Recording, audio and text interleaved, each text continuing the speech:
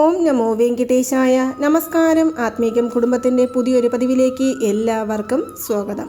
നമ്മുടെ ഇന്നത്തെ ഈ വീഡിയോയിലൂടെ കാണുവാൻ പോകുന്നത് അക്ഷയ തൃതീയ ദിവസം എപ്പോഴാണ്, ഈ ദിവസത്തിൽ എന്താണ് നമ്മൾ ചെയ്യേണ്ടത്, എന്താണ് വാങ്ങിക്കേണ്ടത്, ഏത് തരത്തിലുള്ള വഴിപാടുകൾ ചെയ്യണം എന്നതിനെക്കുറിച്ചെല്ലാമാണ്. ഒരുപാട് പേർക്ക് സംശയമുണ്ട്, അക്ഷയ തൃതീയ എപ്പോഴാണ് സ്റ്റാർട്ടാവുന്നത്, 19-ാം തീയതിയാണോ 20-ാം തീയതിയാണോ എന്നെല്ലാം പലരും സംശയത്തോടു കൂടി ചോദിക്കുന്നുണ്ട്. അതിൻ്റെ ഉത്തരം എന്ന് പറയുന്നത് ഞായറാഴ്ച, അതായത് ഏപ്രിൽ മാസം 19-ാം തീയതിയാണ് ഇപ്രാവശ്യത്തെ അക്ഷയ തൃതീയ ആഘോഷിക്കുന്നത്. 19-ാം തീയതി രാവിലെ 10:49 അക്ഷയ തൃതീയ, അതായത് തൃതീയ തിഥി ആരംഭിക്കുന്നുണ്ട്. അവസാനിക്കുന്ന സമയം എന്ന് പറയുന്നത് 20-ാം തീയതി രാവിലെ 7:27 അവസാനിക്കുന്നത്. അതുകൊണ്ട് ഈ ഒരു സമയത്തിനുള്ളിലാണ് നമ്മൾ തൃതീയ ആഘോഷിക്കുന്നത്. അങ്ങനെ നോക്കുമ്പോൾ നമുക്ക് ഞായറാഴ്ച 10:50 ശേഷം മുഴുവനായും അക്ഷയ തൃതീയ ഉണ്ട്. അതുകൊണ്ട് ഈ ഒരു ദിവസത്തിലാണ് നമ്മൾ വഴിപാടുകൾ ചെയ്യേണ്ടതും പൂജകൾ ചെയ്യേണ്ടതും. ഇനി നമുക്ക് എന്തെങ്കിലും സാധനങ്ങൾ നമ്മുടെ വീട്ടിലേക്ക് വാങ്ങിക്കണമെന്നുണ്ടെങ്കിൽ അത് വാങ്ങിക്കുന്നതുമെല്ലാം തന്നെ. ഇനി ഈ ഒരു ദിവസത്തിൽ നമ്മൾ എന്ത് വഴിപാടാണ് ചെയ്യേണ്ടത്? അക്ഷയ തൃതീയ എന്ന് പറയുമ്പോൾ നമ്മുടെ മനസ്സിലെല്ലാം ഓടിയെത്തുന്നത് മഹാലക്ഷ്മി ദേവി തന്നെയാണ്. അപ്പോൾ നമുക്ക് നാളെ ലക്ഷ്മി പൂജ നമ്മുടെ വീടുകളിൽ ചെയ്യാവുന്നതാണ്. അതുപോലെ കുബേര ഭഗവാനെ വഴിപാട് ചെയ്ത് പ്രാർത്ഥിക്കാവുന്നതാണ്. അത് മാത്രമല്ല, നമ്മൾ ഏറ്റവും പ്രധാനമായിട്ടും സ്വർണ്ണാകർഷണ ഭൈരവരെ വഴിപാട് ചെയ്യാം, ദക്ഷിണാമൂർത്തി ഭഗവാനെ വഴിപാട് ചെയ്യാം, അതുപോലെ തന്നെ നമ്മുടെ എമ്പെരുമാൻ ശ്രീനിവാസനെ വഴിപാട് ചെയ്ത് പ്രാർത്ഥിക്കാം. ഇങ്ങനെ നമ്മൾ ഏത് വഴിപാടുകൾ വേണമെങ്കിലും നാളെ ചെയ്യാവുന്നതാണ്. അത് മാത്രമല്ല, വഴിപാടുകളും പൂജകളും മാത്രമാണോ ചെയ്യേണ്ടത്, എങ്ങനെയാണ് ചെയ്യേണ്ടത് എന്ന് ചോദിച്ചാൽ, നമ്മൾ എപ്പോഴും നമ്മുടെ വീട്ടിൽ പൂജകൾ ചെയ്യുന്ന രീതിയിൽ തന്നെ ചെയ്യാം. പക്ഷേ കുറച്ച് പൂക്കളെല്ലാം കൂടുതൽ വാങ്ങിയിട്ടുകൊണ്ട് നെയ്ദീപം, കഴിയുന്നത്രയും നെയ്ദീപം തെളിയിച്ചുകൊണ്ട്, ഞാൻ ഇവിടെ പറഞ്ഞ അതായത് 10:50 ശേഷം നിങ്ങൾക്ക് എപ്പോൾ വേണമെങ്കിലും, വൈകുന്നേരമാണെങ്കിലും ഉച്ച സമയത്താണെങ്കിലും നമുക്ക് വഴിപാടുകൾ ചെയ്ത് കനകധാരാ സ്തോത്രമോ മഹാലക്ഷ്മി അഷ്ടകമോ അല്ലെങ്കിൽ മഹാലക്ഷ്മി ദേവിയുടെ മന്ത്രജപങ്ങളോ ജപിച്ച് പ്രാർത്ഥിക്കാവുന്നതാണ്. ഇനി അതും അല്ലെങ്കിൽ ഓം ശ്രീ മഹാലക്ഷ്മി ദേവിയെ നമഃ എന്നുള്ള മന്ത്രം 1008 പ്രാവശ്യം നമ്മൾ ജപം ചെയ്യാവുന്നതാണ്. ഇനി നമ്മൾ ചെയ്യേണ്ട പ്രധാനപ്പെട്ട കാര്യങ്ങൾ, പൂജകളും വഴിപാടുകളും എല്ലാം ചെയ്തു കഴിഞ്ഞു. ഇനി ക്ഷേത്ര ദർശനം നടത്താം. ക്ഷേത്ര ദർശനം നടത്തുന്ന സമയത്ത് നമ്മളെക്കൊണ്ട് ആവുന്ന എന്ത് സാധനങ്ങളാണെങ്കിലും, അതായത് ക്ഷേത്രത്തിലേക്ക് ആവശ്യപ്പെടുന്ന എന്ത് സാധനങ്ങളാണെങ്കിലും നമുക്കത് വാങ്ങിച്ചു കൊണ്ടുപോയി കൊടുക്കാവുന്നതാണ്. അതുമാത്രമല്ല, അക്ഷയ തൃതീയ എന്ന് പറയുമ്പോൾ ഒരിക്കലും ക്ഷയിക്കാത്ത എന്നാണ്, അതായത് ഒരിക്കലും കുറയാത്ത ഐശ്വര്യം നൽകും എന്നാണ് ഈ ഒരു ദിവസത്തിൻ്റെ പ്രത്യേകത തന്നെ. അതുകൊണ്ട് ദാനങ്ങൾ നമുക്ക് ഈ ഒരു ദിവസത്തിൽ ചെയ്യാം. എന്താണ് ഈ ഒരു ദിവസത്തിൽ ദാനം കൊടുക്കേണ്ടത് എന്നാൽ, ഞാൻ എല്ലാ വർഷങ്ങളിലും അക്ഷയ തൃതീയ ദിവസത്തിൻ്റെ ഒരു പ്രത്യേകത എന്ന് പറയുമ്പോൾ ഇന്നെല്ലാം പലരും സ്വർണ്ണാഭരണങ്ങൾ വാങ്ങിക്കുവാൻ വേണ്ടിയുള്ള ഒരു പ്രത്യേക ദിവസമായിട്ടാണ് ഇതിനെ മാറ്റി വെച്ചിരിക്കുന്നത്. പക്ഷേ അങ്ങനെയല്ല.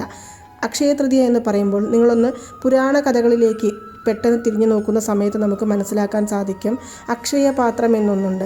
ആ അക്ഷയപാത്രത്തിൽ നമ്മൾ എത്ര എടുത്താലും കുറയാതെ വന്നുകൊണ്ടിരിക്കും. അതായത് ഒരിക്കലും അതിനൊരു അവസാനമില്ല എന്നാണ് നമ്മൾ അർത്ഥമാക്കുന്നത്. അങ്ങനെയാകുമ്പോൾ നമ്മൾ ചിലവ് ചെയ്ത് ഏതൊരു സാധനങ്ങൾ വാങ്ങിക്കുമ്പോഴും നമുക്കത് ചിലവ് തന്നെയാണ്. നമ്മൾ വലിയ സാധനങ്ങളാണ് വീട്ടിലേക്ക് വാങ്ങിക്കൊണ്ടുവരുന്നത് എങ്കിലും അത് ചിലവ് തന്നെയാണ്. അതുപോലെ തന്നെ പലരും ഈ ഒരു ദിവസത്തിൻ്റെ പ്രത്യേകത എന്ന് പറയുമ്പോൾ സ്വർണം വാങ്ങിക്കണം എന്ന് കരുതി കടം വാങ്ങിച്ചുകൊണ്ടോ അല്ലെങ്കിൽ ക്രെഡിറ്റ് കാർഡ് ഉപയോഗിച്ചുകൊണ്ടോ സ്വർണ്ണാഭരണങ്ങൾ വാങ്ങിക്കുന്നവരുണ്ട്. 1 ഗ്രാം സ്വർണ്ണമെങ്കിലും ഈ ഒരു ദിവസത്തിൽ വാങ്ങിക്കണം എന്നുള്ള കാരണമായിരിക്കും അവർ അങ്ങനെ ചെയ്യുന്നത്. അവരെ തെറ്റു പറയാനും സാധിക്കില്ല.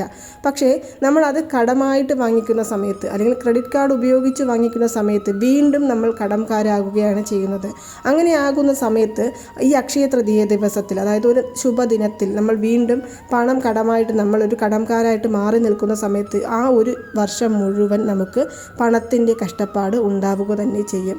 പലരും ഇത് നമ്മുടെ കഷ്ടപ്പാടുകൾ മാറിക്കിട്ടുവാനും സാമ്പത്തിക ഭദ്രത കൈവരുത്തുവാനും വേണ്ടിയാണ് ഇതെല്ലാം ചെയ്യുന്നത് എങ്കിൽ പോലും അറിയാതെ ചെയ്യുന്ന ഓരോ ചെറിയ തെറ്റുകൾ പോലും നമ്മളെ വീണ്ടും സാമ്പത്തിക ബുദ്ധിമുട്ടിലേക്ക് തള്ളിവിടുകയാണ് ചെയ്യുന്നത്. അതുകൊണ്ട് നിങ്ങൾക്ക് കയ്യിൽ പണം ഉണ്ടെങ്കിൽ കഴിവതും നാളെ നിങ്ങൾ ഒരു 10 പേർക്ക് ഭക്ഷണം, അന്നം ദാനമായിട്ട് കൊടുക്കാം. ഞാൻ എല്ലാ വീഡിയോകളിലൂടെയും പറയുന്ന ഒരു കാര്യമാണ് അന്നം ദാനമായിട്ട് കൊടുക്കുക എന്നുള്ള കാര്യം. ഇത് നമ്മളെ കൊണ്ട് ചെയ്യാവുന്നതാണ്. ഇനി അതുപോലെ തന്നെ നമ്മുടെ വീട്ടിലെ പൂജാമുറിയിലേക്ക് വേണ്ട വിഗ്രഹങ്ങൾ ഏതെങ്കിലും ഉണ്ടെങ്കിൽ, അതായത് ചെറിയത് മഹാലക്ഷ്മി ദേവിയുടെയോ അല്ലെങ്കിൽ ഗണേശ ഭഗവാന്റെയോ വിഗ്രഹങ്ങൾ നമുക്ക് വാങ്ങി വരാം. ഇനി അതും അല്ല എന്നുണ്ടെങ്കിൽ കല്ലുപ്പ്, മഞ്ഞൾ, അതുപോലെ തന്നെ വീട്ടിലേക്ക് കുറയാത്ത സാധനമായിട്ട് വേണ്ടത് അരിയാണ്. അങ്ങനെയുള്ള സാധനങ്ങൾ നമുക്ക് വാങ്ങിച്ചു വരാം. ഇനി അതുപോലെ തന്നെ പുതിയ വസ്ത്രങ്ങൾ എടുക്കാം, പക്ഷേ അത് നിർബന്ധമൊന്നുമില്ല. ഇനി ചിലർ സ്വർണം വാങ്ങിക്കണം എന്നുണ്ടെങ്കിൽ പഴയ സ്വർണ്ണങ്ങൾ കൊടുത്ത് നമ്മൾ പുതിയ സ്വർണം വാങ്ങിക്കരുത്. നമ്മുടെ കയ്യിൽ പണം ഉണ്ടെങ്കിൽ നമ്മൾ സ്വർണം വാങ്ങിക്കാവുന്നതാണ്. ഇനി എൻ്റെ ഒരു അഭിപ്രായം, ഞാൻ കഴിഞ്ഞ വർഷവും ഈ ഒരു കാര്യത്തെക്കുറിച്ച് പറഞ്ഞിരുന്നു, വീണ്ടും ഞാൻ ഇപ്രാവശ്യം അതിനെക്കുറിച്ച് പറയുകയാണ്. നാളെ ഞാൻ ഈ പറഞ്ഞ സമയത്തിനുള്ളിലോ അല്ലെങ്കിൽ വൈകുന്നേരത്തിനുള്ളിലോ നിങ്ങൾ നേരെ ATMയിലേക്ക് പോവുക.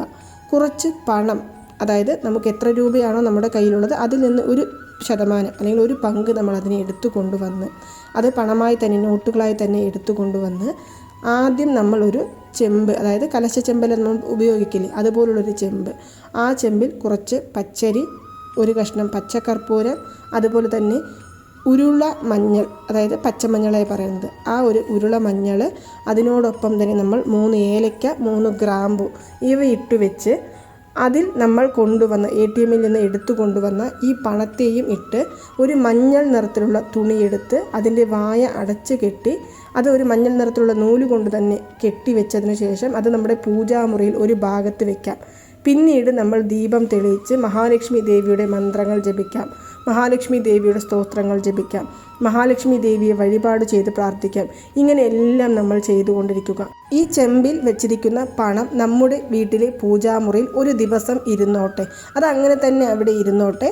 നമ്മൾ പിറ്റേ ദിവസം വീട്ടിലെ പൂജകളെല്ലാം കഴിഞ്ഞതിന് ശേഷം ആ ചെമ്പിൽ ആ പണത്തിൽ നിന്ന് നമുക്ക് ചിലവിന് വേണം എന്നുണ്ടെങ്കിൽ ഒരു 10 രൂപയോ അല്ലെങ്കിൽ നമുക്ക് എത്ര രൂപയാണോ വേണം അതെടുക്കാം. പക്ഷേ ബാക്കിയുള്ള തുക അതിൽ തന്നെ ഇരുന്നോട്ടെ.